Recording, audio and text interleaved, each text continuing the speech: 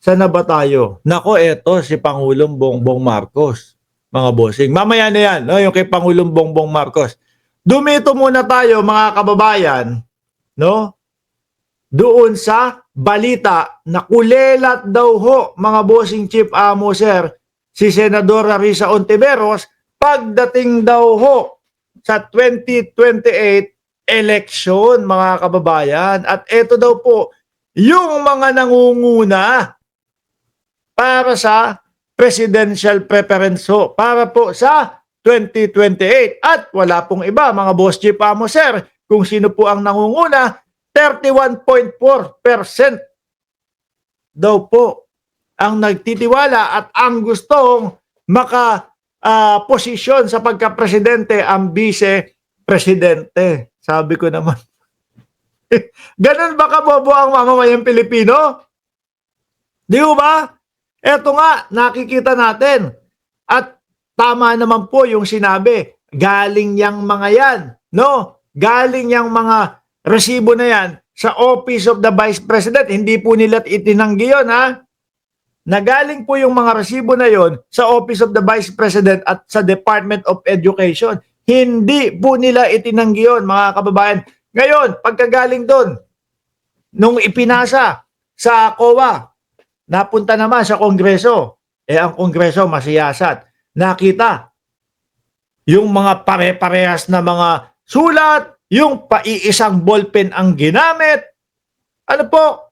At iba't ibang mga pangalan na mga inimbento. Nakita yon. Tinatanong sila ngayon, mga bossing. Hindi ho nila maipaliwanag. Di ba? Ganon na po ba kabobo ang Pilipino para sabihin na mas gusto namin at mas may tiwala kami kay Sara Duterte kasi hindi ito sumasagot doon sa kanyang mga tanong o doon sa mga itinatanong sa kanya. Ganun na po ba ang mamamayang Pilipino?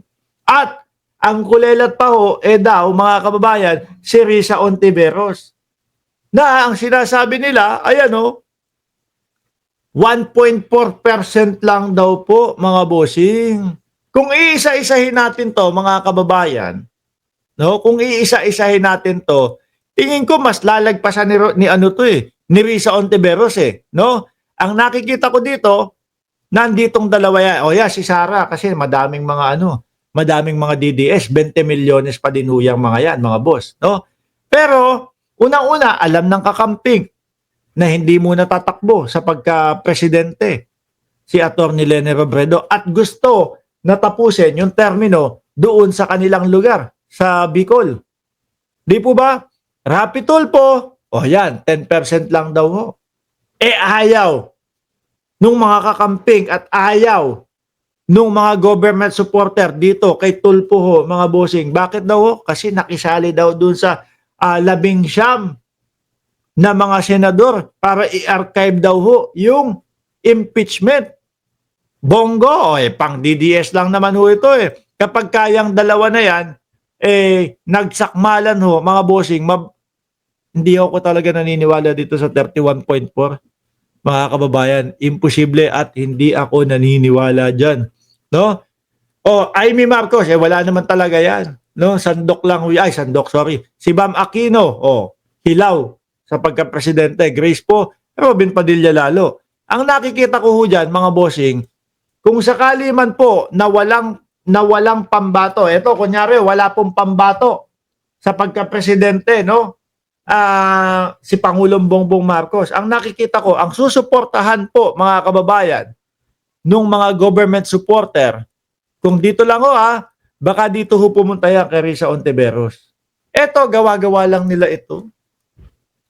Para lang po kumonekta doon sa naratibo nila, mga boss Chief Amo Sir, na kaya ginigiba si Sara Duterte, kaya iniimbestigahan yung kanyang mga confidential funds, etc. Kasi number 1 siya doon sa pagka-presidente. Paulit-ulit na lang hong ganyan. Pero hindi nyo naman ho talaga sinasagot yung tanong ng sambayan ng Pilipino. Di ba, Chaicher? Hindi ho nila sinasagot, mga bossing Paano may papanalo yan? At hindi po ganun kabobo ang mamamayang Pilipino. Ngayon ho, lalo ngayon, sa panahon na ito, iniisa-isa ho ng kapwa natin Pilipino yung background ng mga kandidato. Di ba? Hindi na ho dati kagaya ng, eto, si ganito, ganyan, sige, boto ko to, sikat to. Natapos na ho yun. Simula po nung nabisto yung galawang Robin Padilla na walang kakwenta-kwenta. Sabi nga ni Ronel Fernan, mind conditioning ang ginagawa nila. No? Matagal ko nang ayaw kay Risa, pero nung nakita ko yung performance niya last year, at ngayon, nagbago ang pananaw ko. Di ho ba? Sa tingin niyo po ba, ang Pilipino ay boboto? Ipipiliin namin si Sara kasi pinupolitika lang na. Hindi ho, alam na nila yan. No? Alam nila, alam nating lahat na kaya ho paulit-ulit lang sila ng sagot na pinupolitika sila kasi wala silang maibala o wala sila talagang maidepensa doon po sa itinatanong na confidential fund sa kanila. Skyline Channel Philippines, shoutout sa iyo, Boss Skyline. Tapos ito sasabihin nila, presidential preference, pinakamataas si Sara Duterte. Mapapa-ediwaw ka na lang. Di ba? Kung sino pa, yung maraming hindi maisagot, at kung sino pa, yung halata mong may itinatago, siya pa yung tatangkilikin at siya pa yung pagtitiwalaan ng mamamayang Pilipino. Di ba, Tina B? Eto pa, isang balita.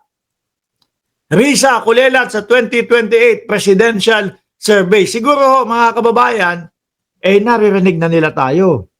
No, siguro naririnig na ho nila tayo. Kasi dito sa channel natin, sabi ko, if ever man, merong Sara Duterte at merong si Amy Marcos doon sa kabilang panig, tingin ko, kapag ka nagsanib puwersa si Risa Ontiveros at si First Lady Lisa Araneta Marcos, naku po, yari sila.